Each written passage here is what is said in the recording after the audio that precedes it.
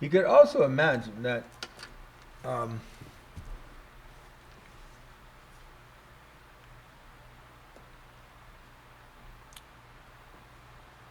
you're better equipped to grasp that. I mean, if you can grasp that you're doing emotions, right? It's an activity that you're generating. You're better equipped to grasp, why, which is, self-survival stuff, the bull, all that, yeah. See? And if you're generating them, you probably, once you become more and more conscious of that, then there's all kinds of emotions and dispositions that are unnecessary and not useful that you would stop doing, I would imagine. I would guess. Yeah. Why did that's stupid. That's just stupid. That might. Don't need that. See, but as long as you still engage in this, emotional domain, human interaction, you'll still have feeling adjustments. And whenever you do what you consider a negative emotion, see, you got, why are you doing that? See, it's serving a purpose. See? And you got to acknowledge that it's serving a purpose. It's trying to get this to happen, trying to get you to do this or whatever. See, yeah? It's serving a purpose, and you can watch that. Okay, so you want to serve that purpose? You need the cattle prod? Okay. See? Yeah. I mean, you can put the fear of God in somebody without actually being angry. But you look like you are. And they're absolutely convinced that you are, because you're absolutely convincing. But you could give a shit about the anger, you know what I'm saying? See? But what you're also conveying is that, take it seriously, I'll kill you on the spot. See? And they're not going to fuck with that unless they're foolish, because then you will kill them on the spot. See? That's how it make it work, you understand? You have to be willing to kill them on the spot.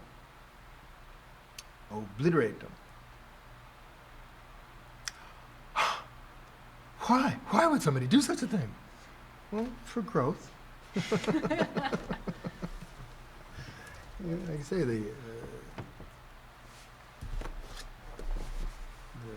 the stick works better than the carrot in most cases.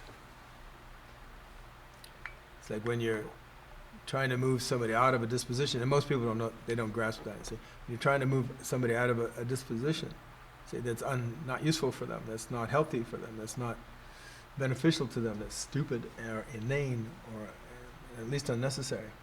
Say, to invite them to give it up rarely works, because they want to do it, right?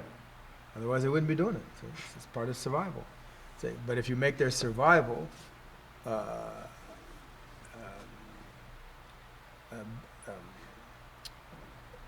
worse by holding on to it, okay, I'll give it up, fuck it. I don't want to die today.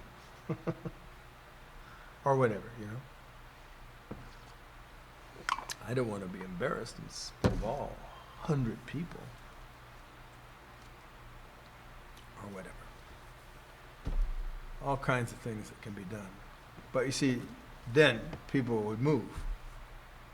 They might have whiplash later, but they'll move. At least temporarily. See, and even if you